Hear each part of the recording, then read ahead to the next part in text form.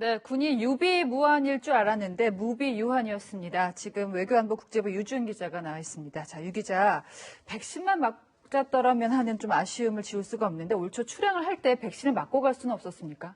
네, 결론만 말씀드리자면 청해부대 34진 문무대왕함이 출항했을 당시 국내에는 백신 도입이 되지 않았습니다. 네.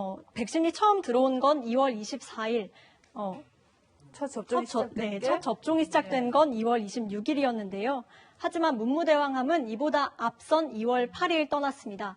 일반 장병을 대상으로 한 백신 접종은 이보다도 더 지난 4월 말에야 본격화됐습니다. 네. 출항 전 접종은 사실상 불가능했던 겁니다. 결국엔 백신이 없어서 이렇게 된 건데 청해부대라고 하면요, 뭐 아덴만 여명 작전도 생각이 나고 좀 영웅의 모습이 생각이 나는데 사실상 백신도 못 맞고 시한폭탄처럼 이게 바다 위에 있었던 거군요. 네, 맞습니다. 아프리카 해역에 파병되는 청해부대는 4,400톤급 함정을 타고 임무를 수행합니다. 반년 정도 되는 파병 기간 동안 함정에서 생활하다 보니 밀폐된 환경일 수밖에 없겠죠. 그렇죠, 예. 이게 바이러스 없이 꽁꽁 닫힌 상태라면 좋겠지만 중간중간 식자재나 군수물자를 보급받아야 하니까 외부와의 접촉도 피할 수 없는데요. 바이러스가 한 번 들어가면 밀폐된 함정 구조 탓에 걷잡을 수 없는 확산이 이어질 수 있습니다. 네. 자, 그렇다면 늦긴 했지만 출항하고 나서 이제 국내에서 백신을 확보를 했잖아요. 이거를 현지 작전 지역으로 보낼 수는 없었습니까? 예, 사실 국방부는 지난 4월 우리 해역에서 작전 중이던 고준봉함의 집단 감염 사태로 함정 승조원에게 백신을 우선 접종하겠다고 했습니다. 밀폐되어 있는 공간에서 해능작전 임무를 수행하는 장병들한테 최우선적으로 접종을 시킬 생각입니다. 네. 하지만 청해부대 사정은 달랐습니다. 네. 우선 아프리카 해역을 떠다니면서 작전 수행을 하는 특성상 백신 접종 뒤 부작용이 생겼을 때 응급 대처가 쉽지 않다는 겁니다. 네.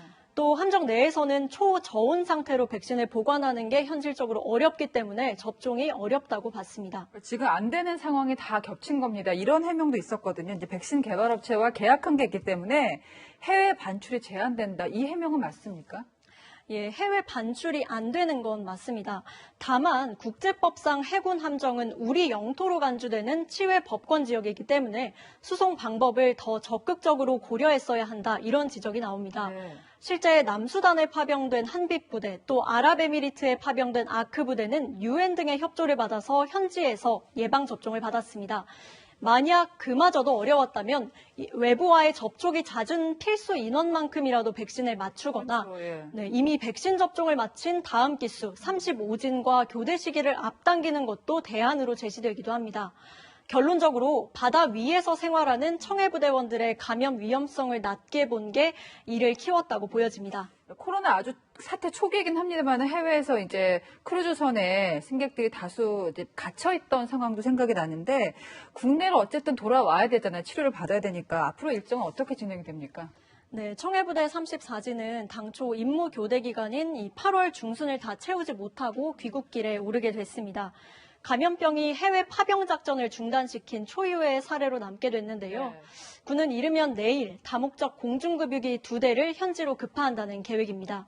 확진 여부와 관계없이 현지 국가의 도움을 받아 부대원 전원을 하선시킨 뒤에 귀국하는 방침을 세웠는데요.